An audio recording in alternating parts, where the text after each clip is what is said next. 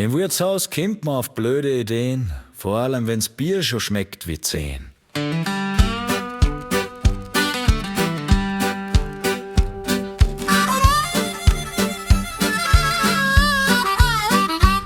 Ich hab gemeint, ich bin charmant, hab gesagt, Schatz, du hast zugelegt, nicht gerannt. Sie schaut mich an und sagt kein Wort und ich weiß, heut schlaf ich nimmer dort.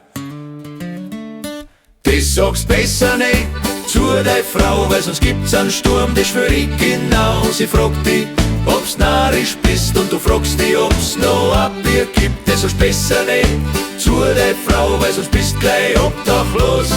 Genau. Genau. Ich hab gemeint, ich bin lustig drauf, hab gesagt, du schaust jung aus von hinten drauf. Sie hab die Handtasche, das war ein Stich, jetzt gibt's zum Nachtmahl nix mehr für mich. Das sagst besser nicht zu der Frau, weil sonst gibt's einen Sturm, das schwör ich genau. Sie fragt dich, ob's narrisch bist und du fragst dich, ob's noch ein Bier gibt. Das sagst besser nicht zu der Frau, weil sonst bist gleich obdachlos. Genau. Genau. Die Burschen am Tisch, die lachen sich schief. Der Sepp sagt, Junge, du hast Courage. Doch ich sag ehrlich, ohne Schmarrn, wie's ausschaut, lern ich's nicht mit Schal.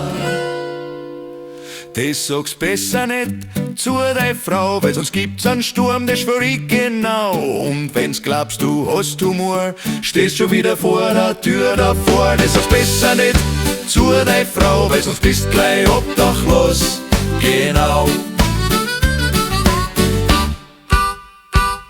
Genau. Das sagst besser nicht zu der Frau, weil sonst gibt's einen Sturm, das schwör ich genau. Und wenn's glaubst, du hast Humor, stehst schon wieder vor der Tür davor. Das ist besser nicht zu der Frau, weil sonst bist gleich obdachlos. Genau. Genau. Prost.